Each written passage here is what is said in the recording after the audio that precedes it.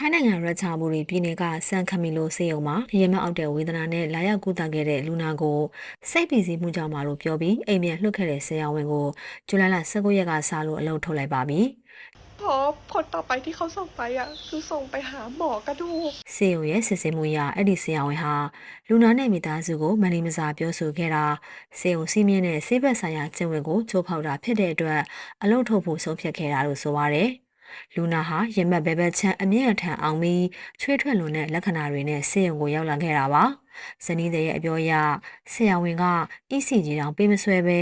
စိတ်ဖိစီးမှုဖြစ်တာလို့ပဲသတ်မှတ်ခဲ့ပြီးစိုးရိမ်လွန်တဲ့ဇနီးလိုတောင်ပြောဆိုခဲ့ပါတယ်။ဆေးရုံကနေလူနာကိုအိမ်ပြန်လွှတ်ခဲ့ပြီးအဲ့ဒီညမှာပဲလူနာဆုံးသွားခဲ့ပါတယ်။နောက်ပိုင်းရင်ခွဲစစ်ဆေးကြည့်တော့နှလုံးသွေးကြောနှံချောင်းပိတ်နေတာကိုတွေ့ခဲ့ရပါတယ်။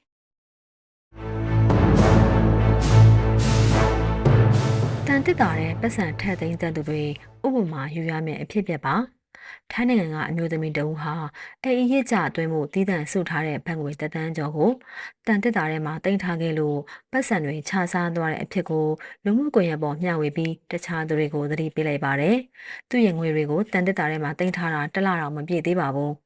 အေးရစ်ကြအတွင်းမှုတည်တံ့ခွဲထားတဲ့ငွေလို့ပြောပါတယ်လာစဉ်အရေးကြပေးတိုင်းတက်တာကိုဖွင့်ပြီးငွေယူနေကြဖြစ်လို့အကြကြီးထားဖို့ရည်ရွယ်ထားတာလည်းမဟုတ်ဘူးလို့ဆိုပါတယ်။ဒါပေမဲ့ချတွေဘဲချိန်ကလေးကတက်တာတဲ့ဝင်သွားပြီးငွေတွေကိုကိုက်စားနေတယ်ဆိုတာတော့သူလည်းမသိခဲ့ပါဘူး။တန်တက်တာနဲ့ထည့်ထားရင်လုံခြုံပြီလို့ထင်ခဲ့တာတခိုးရံကတော့လွတ်တယ်ဒါပေမဲ့ချရံကတော့မလွတ်ဘူးဆိုပြီးသူ့ရဲ့အဖြစ်ကိုတခြားသူတွေအတွက်သင်ခန်းစာယူစေခြင်းလို့မျှဝေခဲ့ပါတယ်။ဘဏ်ကိုသွားမြင်ကြည့်တဲ့အခါပျက်စီးသွားတဲ့ငွေစက္ကူတွေကိုစစ်ဆေးပြီးလဲပေးနိုင်တယ်လို့ပြောပေမဲ့တချို့ငွေစက္ကူတွေကအရန်ပျက်စီးသွားတဲ့အတွက်မူလတန်ဖိုးတိုင်းပြန်မရနိုင်တော့ပါဘူး။နောက်ပြီးငွေလဲဖို့ကိစ္စအချိန်ယူရမယ်လို့လည်းပြောပါရယ်။တန်တက်တာဟာတခိုးရံကိုကောင်းဝင်နိုင်ပေမဲ့အဆိုတက်ချားနဲ့ပတ်ဝန်းကျင်ကြောင့်ဖြစ်လာနိုင်တဲ့ပျက်စီးမှုတွေကိုတော့အမြဲမကာကွယ်နိုင်ဘူးဆိုတာသတိထားစရာဖြစ်ပါတယ်။ไม่ใช่คนต่างชาติคนไทยชัด Speak English อะไรไม่ต้องมาอิงลงอิงลิสหรอกแกแหม What is Thai ထိုင်းနိုင်ငံမဲဟောင်ဆောင်ပြည်နယ်မှာရင်တိုက်မှုတစ်ခုဖြစ်သွားပါတယ်။အဲ့ဒီမှာတိုက်တဲ့အမျိုးသမီးကထိုင်းလိုမပြောပဲသူ့ကိုယ်သူနိုင်ငံခြားသူပါဆိုတဲ့အထားနဲ့အင်္ဂလိပ်လိုပဲဟန်ဆောင်ပြောခဲ့တဲ့ဗီဒီယိုလူမှုကွန်ရက်ပေါ်မှာပြန့်နေတာတော်တော်များများတွေ့မိကြမှာပါ Can you speak English ไม่ no Oh wow ဆိုင်ငယ်မောင်သူရဲ့အဆိုအရအမျိုးသမီးဟာသူ့ဆိုင်ငယ်ကိုဝင်တိုက်ပြီးတဲ့နောက်မောင်းပြေးဖို့ကြိုးစားခဲ့တာပါအဲ့ဒါနဲ့ကားကိုရခိုင်ပြီးစကားပြောကြည့်တဲ့အခါကားပေါ်ကအမျိုးသမီးကအင်္ဂလိပ်စကားနဲ့ပြန်ပြောပါတယ်ဆိုင်ငယ်သမားကထိုင်းလိုပဲပြောပါနိုင်ငံသားလို့ဟမ်ဆောင်ပါနဲ့လို့အချင်းချင်းပြောယူတော့မှအဲ့ဒီအမျိုးသမီးက I'm sorry လို့ပြန်ပြောပါတယ်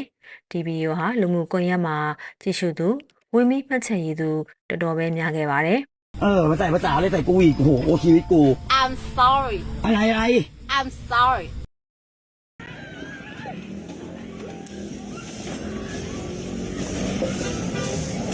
မကြသေးခင်ကဘန်ကောက်ဘီယာဆိုင်မီလောင်မှုမှာတည်ဆုံခဲ့သူတွေရဲ့မိသားစု30စုကိုတရားရေးဝန်ကြီးဌာနကစုစုပေါင်းဘတ်9.3သန်းထောက်ပံ့ပေးဖို့အတည်ပြုထားပါတယ်။မိသားစုတစုကိုဘတ်3သိန်းနှုန်းနဲ့တွက်ပေးထားတာပါ။တချို့မိသားစုတွေကိုအခမ်းအနားနဲ့ပေးရပြီးဖြစ်တယ်လို့ကျန်တဲ့သူတွေကိုတော့ဘဏ်အကောင့်နဲ့တိုက်ရိုက်လွှဲပေးသွားမယ်လို့သိရပါတယ်။ထောက်ပံ့ငွေရရှိသူတွေထဲမှာဘီယာဆိုင်တီဝိုင်းရဲ့အမျိုးသမီးအဆိုတော်ဒရန်သမားတို့ရဲ့မိသားစုတွေလည်းပါပါတယ်။တည်ဆုံးသူအရေးအတွက်ကလက်ရှိမှာ34ဦးထိရှိထားပါတယ်။အခွန်ထမ်းပြည်သူတွေရဲ့ငွေကိုအသုံးပြုတဲ့အပေါ်ဝေဖန်မှုတွေရှိနေတဲ့အတွက်အာဏာပိုင်တွေဘက်က